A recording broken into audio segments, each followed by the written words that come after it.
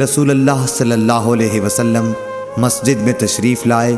اس کے بعد ایک اور شخص آیا، اس نے نماز پڑھی، پھر نبی کریم صلی اللہ علیہ وسلم کو سلام کیا۔ آپ نے سلام کا جواب دے کر فرمایا کہ واپس جا اور پھر نماز پڑھ، کیونکہ تو نے نماز نہیں پڑھی۔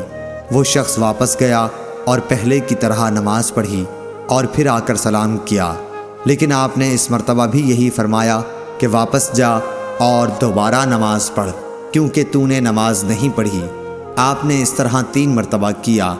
آخر اس شخص نے کہا کہ اس ذات کی قسم جس نے آپ کو حق کے ساتھ مبعوث کیا ہے، میں اس کے علاوہ اور کوئی اچھا طریقہ نہیں جانتا، اس لیے آپ مجھے نماز سکھا دیجئے۔ آپ نے فرمایا کہ جب نماز کے لیے کھڑے ہو تو پہلے تکبیر کہہ، پھر آسانی کے ساتھ جتنا قرآن تجھ کو یاد ہو اس کی تلاوت کر، اس کے بعد رکوع کر، اچھی طرح سے رکوع ہو لے تو پھر سر اٹھا کر پوری طرح کھڑا ہو جا، اس کے بعد سجدہ کر پورے اطمینان کے ساتھ، پھر سر اٹھا اور اچھی طرح بیٹھ جا، اسی طرح اپنی تمام نماز پوری کر۔ صحیح بخاری حدیث نمبر 757۔